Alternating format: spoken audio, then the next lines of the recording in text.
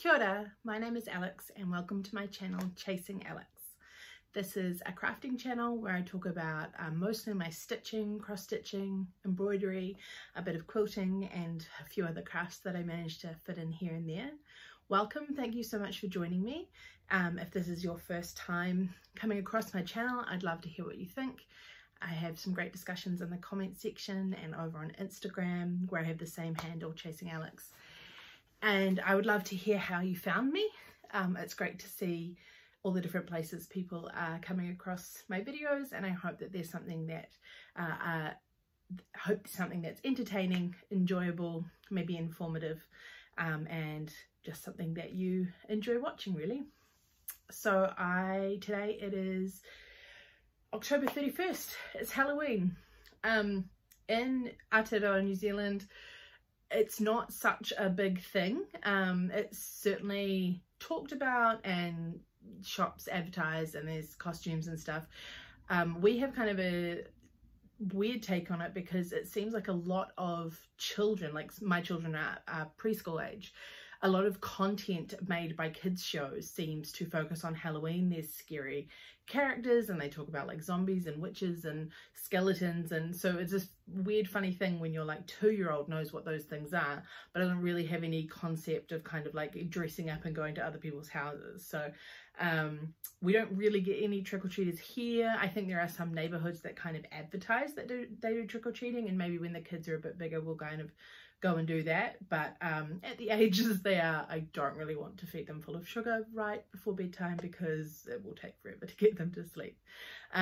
We did actually do like trick-or-treating in lockdown last year because we were in lockdown for Halloween, and the kids dressed up and they trick-or-treated at our front door and then went around to our back door and got some treats, so that was a bit fun. Yeah, I didn't even, sometimes we did trick-or-treating as a kid.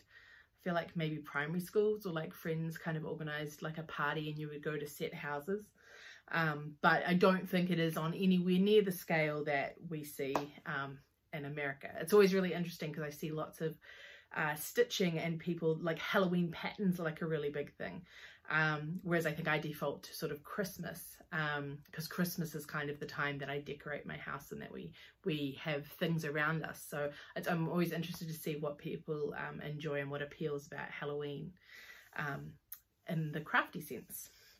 So I thought I'd catch up a bit on what's been going on for me in the last week. I've got some whips to show you, some starts that I'm planning to do in the next wee while. I've got some haul and yeah, and an answer to a question from FLOSSTUBE number 4. This is FLOSSTUBE number 5. Did that all in the wrong order, but thank you for sticking with me. So it was my birthday on the 29th of October, 33. Very exciting, and I had a lovely day here at home with Matt and the kids, and my parents came over and had lovely lunch, and Mum brought a beautiful cake, and then we just had a really quiet afternoon and I got to hang out and do some stitching and enjoy time with the family, and it was kind of perfect really. This has also been like the last week at school for our senior students before they go on study leave for their big exams. So it was like their prize giving and their kind of last days, and the weekend before had been a public holiday weekend, so we weren't at school on the Monday, and so when I arrived on Tuesday, which would be in the morning after my last video, my office was completely pranked. I will insert a video here of me reacting and going through, so take a look. So when I came to my office this morning, this looked weird until I opened this, which is a very intense reference to many, many jokes in my class from this year. Some really delightful pictures of me. Lots of jokes and pictures of my students in random places all around my whole entire office. This is very, very, and films and quotes from Miss Johns and various other amazing things and paraphernalia. and I don't even know. Oh my goodness, I'm knocking things down. So as you can see, they had gone to a mammoth amount of effort. I was genuinely impressed and really touched that they had spent so much time and effort. I am still finding bits and pieces. I have taken most of it down so I can work, but there are pictures I cannot reach, and I am sure I will continue to find wee treasures for probably many months to come. So thank you, those of you who did that. You know who you are, and I am both impressed and grateful. It's lots of meetings at this time of year for me at work. I have only taught senior classes this year, so my actual in-person teaching is finished, apart from probably relief that I'll get here and there. So it's lots of times of planning, of putting into action all the things that we have said during the year. When we get time, we should insert blank. So we make big checklists and a to-do list, and it's really fun getting all of those jobs ticked off and making really solid plans for 2023. So very exciting. I'm sure before the year is out, I will show you my teacher planner for next year. Always the most exciting thing to get to do as a teacher. This year I spent 2022 crafting my own planner. I got a bullet journal and I drew up a whole planner. And it was really necessary as a craft for me at the time, but I have not used it in the same way. So I wasn't going to spend that the hours and the expense to set it up again for 2023. I think I said 2022 just before, 2023. So I bought one from a place that I've bought one before, and I'm going to use the Cricut to do some designs and stuff to customize it on the front. And I love using planner stickers. So I will definitely share those with you at some point in a future video. And then the other thing I wanted to say is that if you are a stitchy person in the Waikato in New Zealand, or close to the Waikato in New Zealand, we are having our first in-person meetup on the 12th of November. There is an event on Facebook, so if that sounds something like you, then please do jump in, message me, I'll get you the details. It's being hosted by a lovely woman named Mel, who owns a shop called Bowerbird. I'll pop the link in below. And she has a gorgeous space. Like, it is truly, truly amazing. If you are anywhere near the Waikato at any point in time, please go there, because it is so inspiring and beautiful just to be in the space. She has quilting and sewing and stitching things. She also has like chalk paint, if upcycling furniture. I think crafty people tend to have a bit of like a Venn diagram of multiple things going on, but it's just such a beautiful space to visit. She of course also does online, so I'll pop the information below. But if you are local to us and you feel like coming and stitching for a couple of hours, there'll be tea and coffee. I'll hopefully be able to do some baking, but I'd love to meet you, put names and faces together. So do message me or leave me a comment if you'd like the info on that. Okay, shall I do some whips? So I have two to show you. I don't have, well, my previous videos would prove me a liar. I don't have a ton of cross stitch projects on the go, and I tend to really focus on one until I get it like to a next point. I think that's why I like samplers or things that have like logical sections, and I sort of get it to that point, and then I'm happy to stop and like take a break or move on to the next deadline. So the first one I show you is my Holly Cottage sampler. This is a stitch along. The pattern has been designed by Faye of Little Dove Designs, and it's a mystery stitch along. So we've had the first two parts, and I believe part 3 comes out this weekend. So I'm pretty much caught up. I just have to do the white stitching, so you can see the negative space in the blue band and the red band that needs the white stitching, and then there's a little like bit of brown back stitching to tie the leaves in the middle together. So I really had fun. It was a nice little motif to work through. The lines were really symmetrical, so it's quite satisfying to kind of get a whole row in, because you can see it emerging. So I'm looking forward to seeing what comes next. I'll have to move my hoop down and see, yeah, what the next part is. So I'm hoping I should have time to get the extra bits in there before the next part gets released. I feel like that's one of the only ways I will be able to keep up with it as it's coming.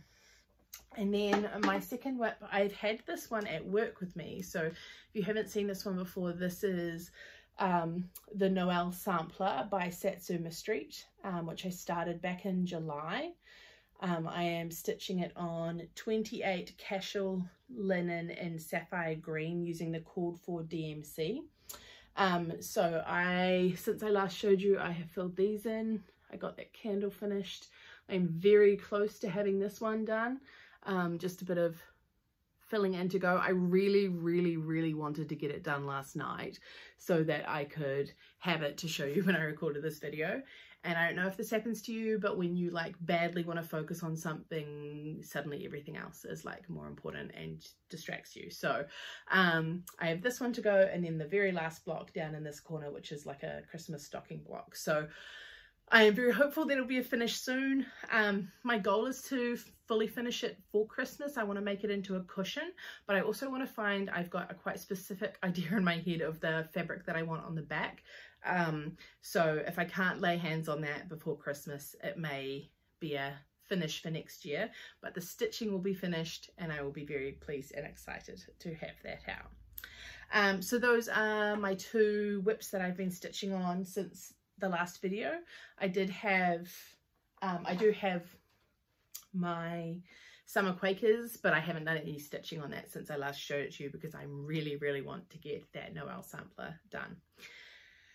So I am also really hopeful. Tomorrow is the 1st of November, and so I have some Christmas stitching that I need to do. One is I am part of a Christmas ornament swap, and I'm going to do one of the boxes from the Noel Sampler for that. So I'll be looking to get that done. And then I have some embroidery projects that I want to get done. So I need to prep the pieces for those so that I can get them underway. So I thought, because this is connected, I would show you what comes in one of my luxurious pairs kit. So if you haven't heard of this before, or this is the first video you're watching, I have shown in some of my previous videos this embroidered pair. I call it a bomb because it comes once a month, but this pattern that I'm doing through Apple Basket Quilts, who is a New Zealand company. Nairi Montgomery Williams is the designer. So each month I get a little parcel and it's all beautifully done up like this, and it contains everything you need to stitch the pair for that month. The only thing it doesn't come are needles and the stuffing, but everything else it's got what you need, including all of the threads. So I thought I would show you what comes in the box from, here's one that I unpacked earlier. So you get, let's get this bit organized. So you get this fabulous booklet, comes like this, and inside it, I'm not going to show you all of the pages because they have the designs drawn out on them, and that is Nairi's copyright. But you get full set of instructions, all of the steps to do all the embroidery and how to construct it. They're really detailed. You get a chart of all of the threads, so you don't get full spools. I'll show you in a second, but these are all of the threads that came in this particular kit, and they're all labeled so that should you want to like order more of one, you can do that, and you can also kit it up properly. So essentially you get 3 colors of your fabric. So each pair has 6 segments which are made up of each of 3 different colors, and they're the Sue Spargo wool felt. So they're really lovely, high quality product.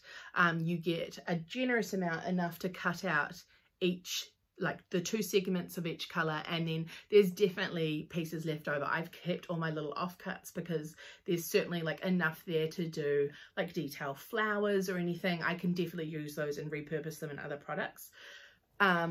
You also get a stabilizer to go on the back just to stop with any fraying and to help you have that extra layer to stitch through. So you can kind of see there, that's that segment that I've stitched, and then all through on the back. You get all of the threads that you need, as well as little, like the DMC spools, bobbins, spools, my brain is going, to wind them on. So I just, you know, spend an evening kitting it up. I label them all. So you get a very generous amount. I've literally never run out of like a thread in any of the ones that I've done so far. You get the freezer paper to trace your templates on. I only did that on the first one and I just used the same template, so I've got a stash of freezer paper as well. You get the yellow and brown felt, you get the green and brown felt to do the leaves and the stem, all of the threads, and you get a matching coloured button that goes on the bottom to hide your bottom seam. And then I'm doing the bright colourway, so you get the matching, they're like little Swarovski hot glue crystals. So I'm doing the brights colourway, so the crystals I get like match the colourway each time. I think there's a French country colourway, and I think all of those ones are like your clear standard sparkles. But it's a beautifully presented product. Like, they all just come so lovely, so nicely done. It's such a special thing to receive each month. So that is what comes in each package. I'm a little bit stalled. I think I've got 3 now that the ruby ones arrived. I've got 3 that I haven't yet like even unkitted and opened, but that's okay, each in their own time. But I am going to use those as the basis for 2 that I'm going to make. So I'm going to, I've got felt as opposed to the woven wool felt. And I'm going to shrink down the proportions slightly just so I can do less stitching but make them still quite effective. One's going to be a shades of blue colorway that I'm going to do in mostly like white and cream, like quite high contrast stitches, sort of have that blue and white Wedgwood kind of colorway going. And then the other one is going to be sort of traditional reds with a bit more variety in color. But I will choose, I want to show some like creative stitches, but I also want them to be something I can create really well, so things that I'm confident stitching. And then I have some standard like Swarovski, like clear, you know, the traditional color crystals to go on those. So my goal is to get those both done in the month of November. So it is the 1st tomorrow. Check in with me and see how we're going. If I haven't cut out the pieces by video FLOSSTUBE 6, you have full permission to tell me off in the comments. If I don't show you next week, you will know.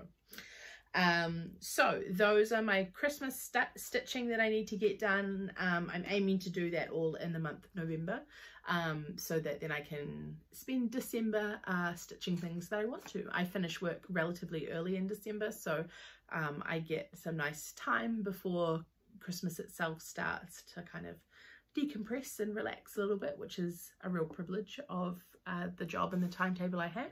And then I thought I would show you a few other bits and pieces. So again, my lovely students very much spoiled me, and I was gifted this beautiful sewing box. So I'll show you the top because they did such a lovely, lovely job.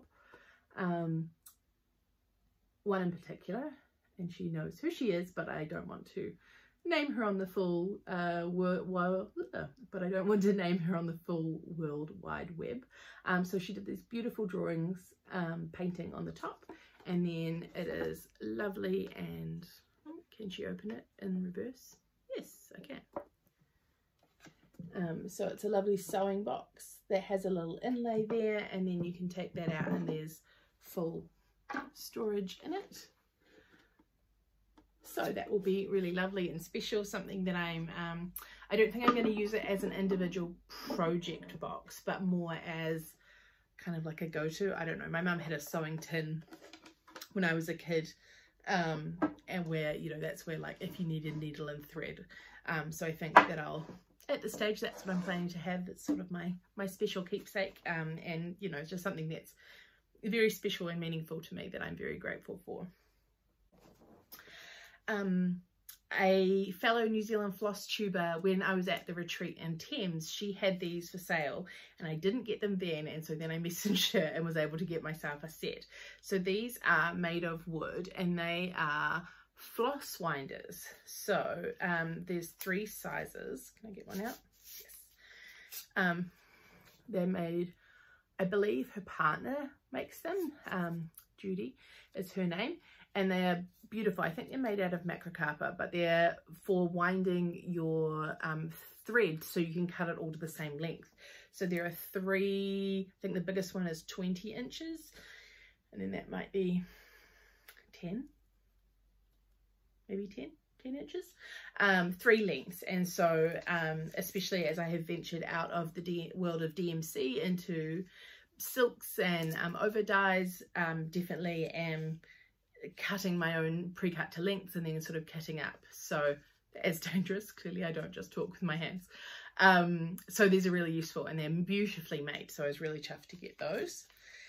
And then I also was given by another student, I was they were very incredibly generous to me this year, and it is definitely not something as a teacher you ever expect. The only thing I ever say is that I love words. Words mean a lot to me. So a card with nice words in them, I keep those in my office. But I've had some really special students this year and they spoiled me. So I was given a voucher to a local craft shop here in the Waikato, and I got a couple of things. So I got this. I have mentioned that I've become quite quickly obsessed with bees. So I saw this cute kit and I thought that's really lovely. Crafters always need like little bags to put things in. So it's from a shop called Grandmother's Garden. It's a 10-inch by 12-inch bag, and the kit has the stitchery fabric lining, extra fine stabilizer, cord, and DMC threads required to do the project. So it comes with everything all packed in there. Cute little stitchery. So that might be a wee like holiday project that I make up. And then I also saw this beautiful book. See, bees again, I tell you. I'm not doing it on purpose, I promise. So this is, I think, a relatively recent release, I want to say, by Emily Ferris, and I know she's on Instagram, so I will tag her down below, and it's called A Step-by-Step Guide to Embroidery Through the Seasons, Paint with Thread. And so it's particularly about kind of stitching with shading, and I haven't really done a lot of long and short kind of pictorial embroidery embellishment, so I thought it would be a really nice reference book. It's got beautiful images in it, a really beautifully produced book, a nice size, and like some very like, can you see, by the book step-by-step directions, so you know exactly what it should look like, with really generous descriptions, a range of different stitch types. It goes through all of, you know, how to prepare your fabric, how to hoop everything, how to finish. And then it also includes iron-on transfers there's like 6 or 7 different designs, some with backgrounds and some as individuals, and they're on perforated paper at the back, so you can pull them out, iron-on transfer, you could trace them, I guess you could scan them and use like sticky solvay. I think there's a link too that you can download. Cute bee. So yeah, I just thought it was really special. It's, yeah, a beautifully produced book. Look at that lovely foil, and some gorgeous projects in there, and a lovely reference book. So I'm very pleased. I'm going to take that to school and get the student to sort of write in it for me so I can remember. And then I was the very blown away recipient of some stitchy kindness. A lovely fellow New Zealand, fellow floss tuber, Nara, who I talked about last video, surprised me with a wee package, which was just so kind. And I got it this afternoon, so just in time. And it has this little, we call these an orts container, which I don't have. You'd think many years of stitching that I would have something to trap all the little bits that you chop off. I don't. I end up with the containers with a mess in them, or stray threads on the couch that very much annoy my husband or might attach themselves to my children. So this is a much needed little gift. So it just collapses down, and Nara made that herself, which is so kind, as well as a cute little zipper pull, and that little hedgehog friend is actually a wee needle minder that she made.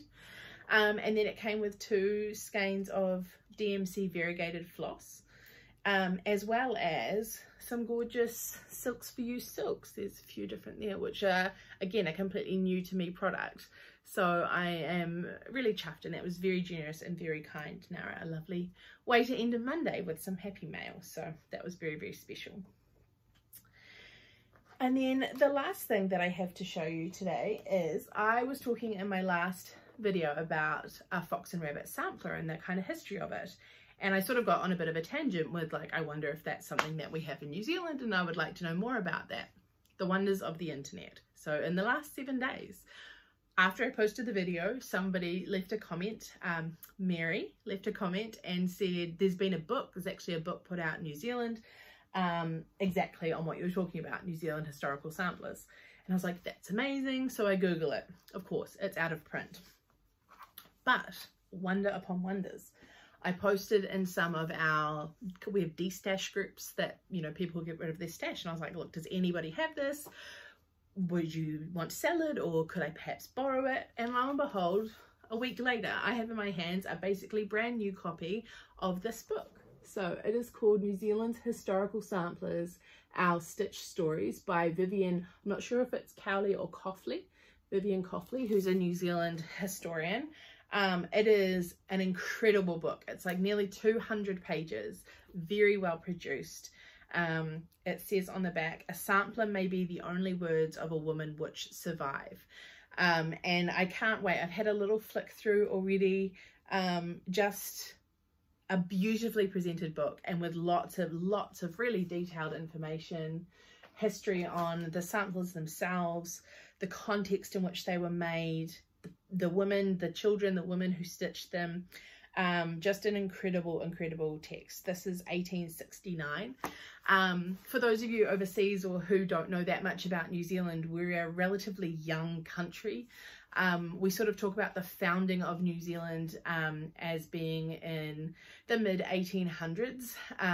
We have a constitutional document called the Treaty of Waitangi, which was a treaty that was signed between the Indigenous people of New Zealand, the Māori people, and the colonial settlers sailing under command of the British monarchy.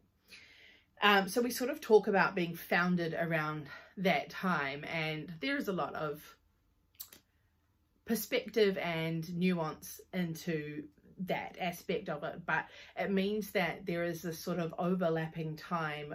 Those of us who are Pākehā, those of us who've come to New Zealand or descend from those who've come to New Zealand, you know, sort of have our histories, and then there are the native and indigenous people. And what I'm really interested to read in this book is how those meld, how there become an overlap between the histories and the traditions that existed, the histories and traditions that were brought to New Zealand, to Aotearoa New Zealand, and how those merged to create the stitch history of our country as it is today in 2022. So yeah, it's something that I have become really interested in, same as through quilting, just the way in which women's work, the work of women, that goes into homemaking and tradition and crafting life, the intention behind it, the records that we leave, that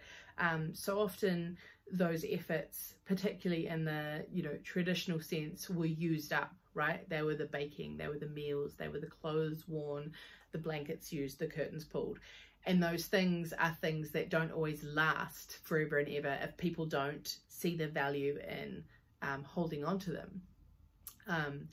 And over the past years, I've been part of helping family move into kind of new living situations, and that means going through things that they have kept for many years. And there's we had an interesting discussion a while ago about things that belonged to other people.